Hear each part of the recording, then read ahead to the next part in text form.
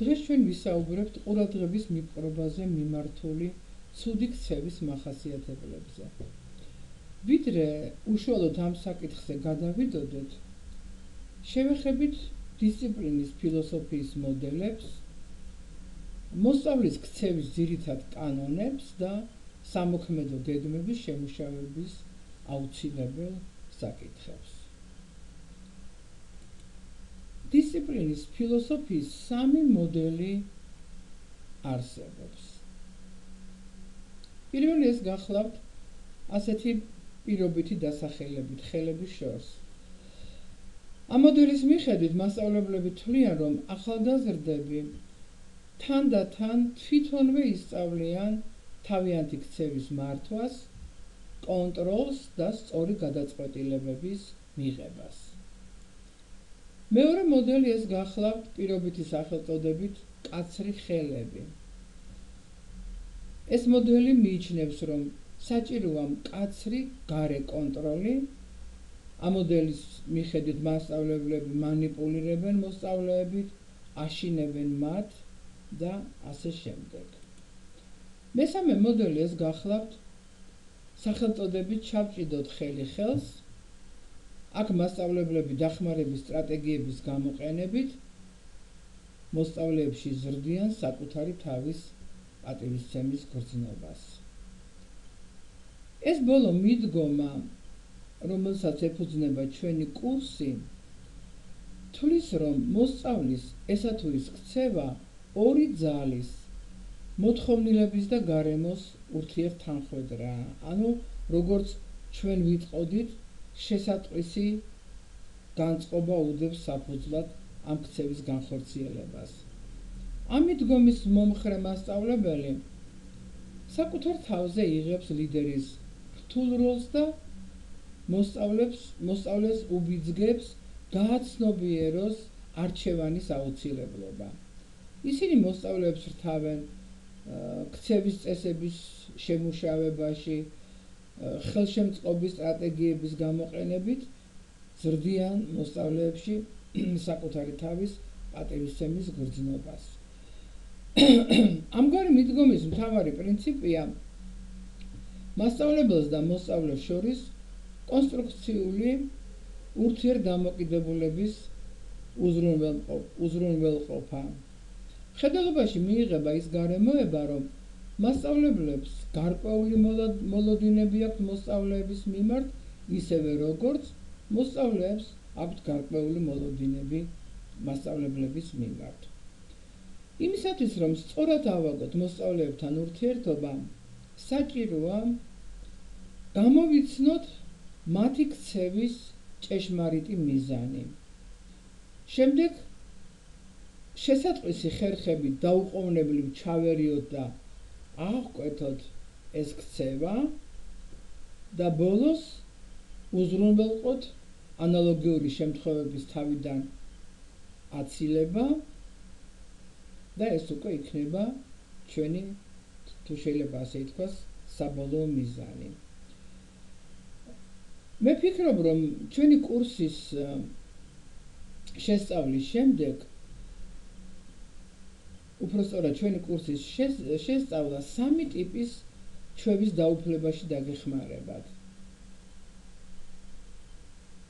შეგეძლებათ განსაზღვროთ ქცევის ფარული მიზეზები,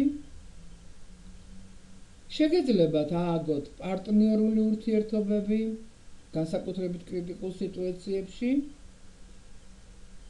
და შეძლებთ მოსწავლეებში თვითპატივისცემის ფორმირების მიზნით პოზიტიური ურთიერთობების დამყარების უნარის განვითარებას. თომას გორდონი პედაგოგიური ურთიერთობის კომპეტენტურობის კრიტერიუმად მიიჩნევს ურთიერთობაში ჩართული პარტნიორების შინაგან თავისუფლებას. ეს იმას ნიშნავს, რომ მასწავლებელს შეუძლია მოსწავლეს მოსთხოვოს, ხმამაღლა მოუწოდოს, მიანიშნოს ან ხმადაბლა ელაპარაკოს, მიუთითოს. ეს არ განსაზღვრავს ურთიერთობის ხარისხს. სწორად ითვლება ისეთი ურთიერთობა, რომლის შედეგად არც მოსწავლე და არც მასწავლებელი არ კარგავს შინაგან თავისუფლებას. თავისუფალი პიროვნება ეს არის პასუხისმგებელი პიროვნება, რა დოზითაც აქვს პიროვნებას პასუხისმგებლობა, იმდენად თავისუფალია ის. როცა თვითონ აკეთებ არჩევანს, პასუხისმგებელიც ხარ არჩევანის შედეგზე, რა საკვირველია. როდესაც მასწავლებელი აშინებს და აიძულებს მოსწავლეს და ის მას არ აძლევს არჩევანის გაკეთების საშუალებას, ეს იმას ნიშნავს, რომ თუ მას არ აქვს არჩევანის გაკეთების საშუალება, მას არ აქვს თავისუფლება და შესაბამისად არც პასუხისმგებლობის განცდა აწუხებს. პარტნიორული ურთიერთობა აიგება ორ მთავარ წესზე. მოსწავლე ირჩევს ქცევას და მასწავლებელი ეხმარება მას გააკეთოს არჩევანი შეგნებულად და არჩევანის თავისუფლება ეს არის მზაობა თვითონვე იყო პასუხისმგებელი ქცევის შედეგზე. სწორი ურთიერთობის აგების საშუალებას იძლევა მოქმედების გეგმა, რომელიც კარგად უნდა იცოდეს მასწავლებელმა. ის ნაბიჯ-ნაბიჯ განსაზღვრავს სამუშაოს ეტაპებს.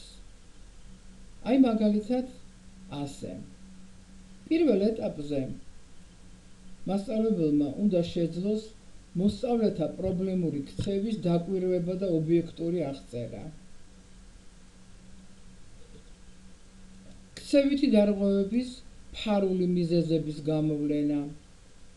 შემდეგ პედაგოგიური ხერხების შერჩევა, მოსწავლეებში თვითპატივისცემის ამაღლების ხელშეწყობის ტექნიკების შერჩევა, მშობლების და კოლეგების ჩართვა პროგრამის რეალიზაციაში. არსებობს რამდენიმე შეკითხვა, რომელზეც პასუხი აუცილებლად უნდა გაეცეს. რატომ იქცევიან მოსწავლეები ცუდად? პირველი შეკითხვა ალბათ ეს იქნება. როგორ შევადგინოთ მათთან მუშაობის ინდივიდუალური სამუშაო გეგმა?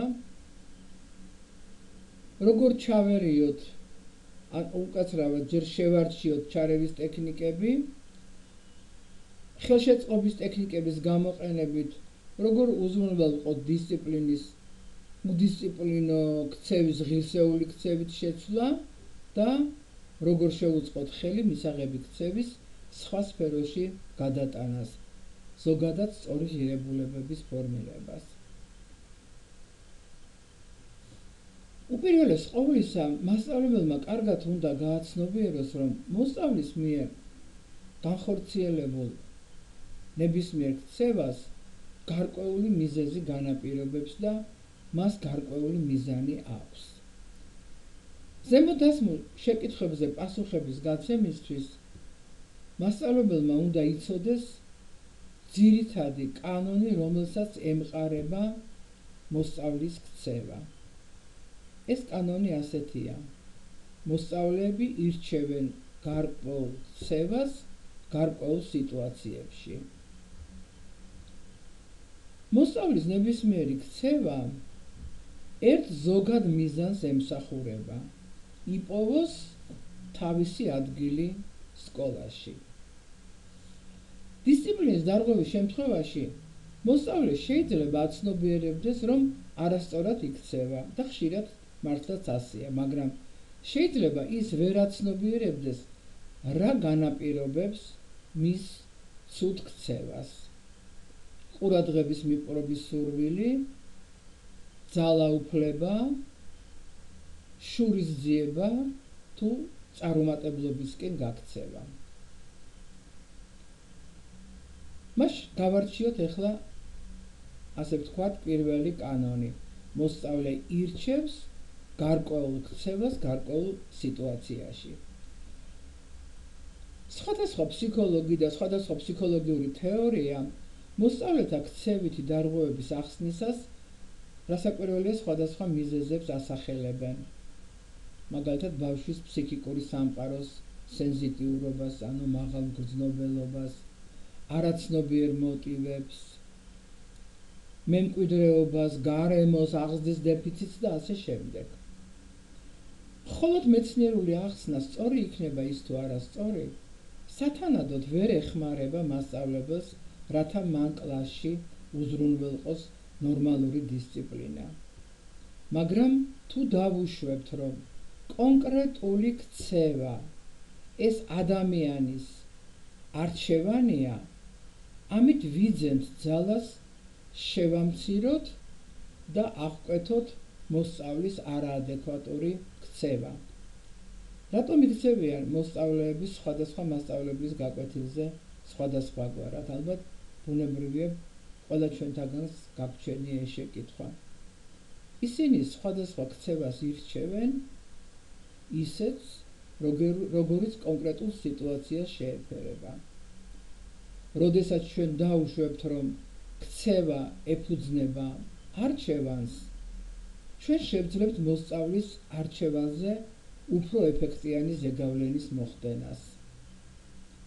ჩვენი მიზანია ვასწავლოთ, უпростоრად ვისწავლოთ მოსწავლეებთან ისეთი ურთიერთობა, რომ მათ მოუნდეთ ადეკვატური ქცევის არჩევა არაადეკვატურის სანაცვლოდ. შემდეგი კანონი ასე ჟღერს, თუ შეიძლება ასე ითქვას. მოსწავლის ნებისმიერი ქცევა ერთ ზოგად მიზანს ემსახურება, ეს არის იპოვოს თავისი ადგილი სკოლაში. მოსწავლის ქცევის მთავარი მიზანია იგრძნოს თავისი მონაწილეობა სასკოლო ცხოვრებაში. ეს ნიშნავს იგრძნოს თავისი მნიშვნელოვნება და საჭიროება. ეს ნებისმიერი ადამიანის ბუნებრივი მოთხოვნილებაა. გავიხსენოთ თუნდაც მასლოუს თეორია. ხოლო გლასერი წერს, რომ თუ ბავშვის პიროვნული მოთხოვნილებები სახლში არ რეალიზდება, მათი რეალიზება სკოლაში აუცილებლად უნდა მოხდეს.